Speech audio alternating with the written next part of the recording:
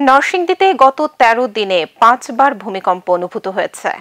মাত্রার দিক বিবেচনায় বেশিরভাগই ছিল মৃদু, তবে বারবার ভূমিকম্পের কারণে বাড়ছে উদ্বেগ, যা মানুষের মধ্যে পরবর্তী বড় কাঁপন নিয়ে ভয় বাড়িয়ে তুলেছে।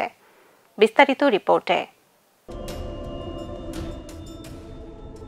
নরসিংদীর মাধবদীতে গত ২১ নভেম্বর ৫.৭ মাত্রার শক্তিশালী ভূমিকম্পে জেলার বিভিন্ন এলাকায় সড়ক, দেয়াল ও ভবনে দেখা দেয় বড় ধরনের ফাটল।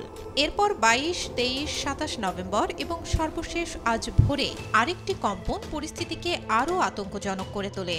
এসব পুনরাবৃত্ত কম্পন স্থানীয়দের মনে আশঙ্কা সৃষ্টি করেছে।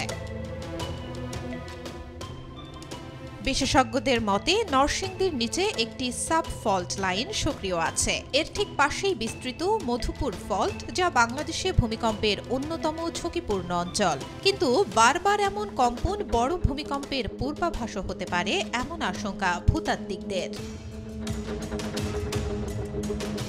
ভূতাত্ত্বিকরা আরও জানান, নরসিংদীর নিচে থাকা ক্ষুদ্র ফল্টগুলো দীর্ঘদিন ধরে স্থির ছিল। এখন সেগুলো নড়াচড়া শুরু করেছে, যা ঘন ঘন কম্পনের কারণ। সবচেয়ে বড় উদ্বেগ, এই ছোট ছোট কম্পনগুলো শক্তি মুক্ত করলেও এগুলো বড় ভূমিকম্পের আগাম সংকেতও হতে পারে।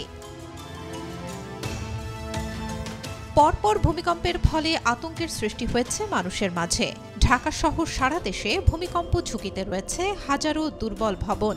আর বারবার নরসিংদী ভূমিকম্পের উৎপত্তিস্থল হওয়ায় ঢাকা সহ আশেপাশের জেলার মানুষই বেশি ঝুঁকিতে।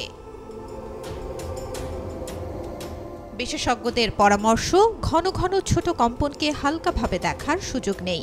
এখনই প্রয়োজন ভবনগুলোর কাঠামোগত মূল্যায়ন, জরুরি মহড়া এবং ভূমিকম্প মোকাবেলায় সচেতনতা বৃদ্ধি। কারণ পূর্ব প্রস্তুতি পারে ভবিষ্যতের বড় বিপর্যয়ের ক্ষতি কমিয়ে আনতে। Desk report, B news 24।